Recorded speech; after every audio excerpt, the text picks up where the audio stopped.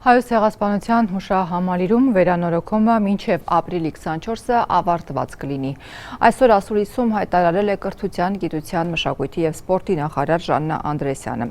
Ծիծեռնակաբերդի հուշահամալիրում վերանորոգման աշխատանքները մեծ աղմուկ բարձրացրեցին, երբ անցած տարի ակտիվիստներն ու մասնագետները սկսեցին ահազանգել փնթի շինարարության, հուշարձանի շինհրապարակի ոչ պատշաճ կահավորման, վանդալիզմի հասնող անփույթ վերաբերմունքի մասին։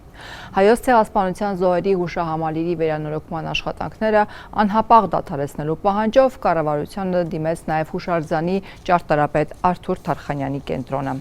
Նախարարը այսօր այս քննադատություններին սակայն չի անդրադարձել։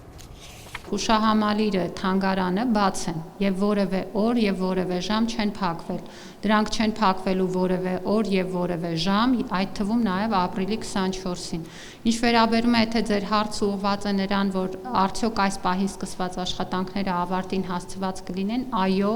եւ դրա համար այնտեղ արվում է անհրաժեշտ ամբողջ աշխատանքը։ Մենք արդեն սկսել ենք 3 մույթերի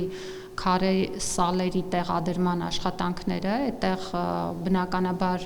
լրացուցիչ մասնագիտական քննարկում տեղի ունեցավ այն պահին, երբ որ արդեն սալերը տեղադրվում էին, եւ կարող եմ վստահաբար ասել, որ մասնագիտական հանրույթի հետ հնարավոր մասնակցային ձևաչափով քննարկվելով աշխատանքները արվում են պատշաճ որակով եւ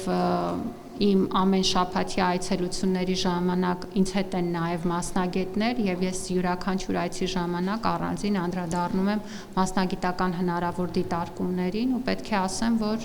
որևէ մտահոգություն մեր քաղաքացիները կարող են չունենալ։ Հուշարձանը այսօր էլ բաց է, ովքեր ուզում են այցելել, ապրիլի 24-ին էլ սկսված աշխատանքները ավարտված կլինեն։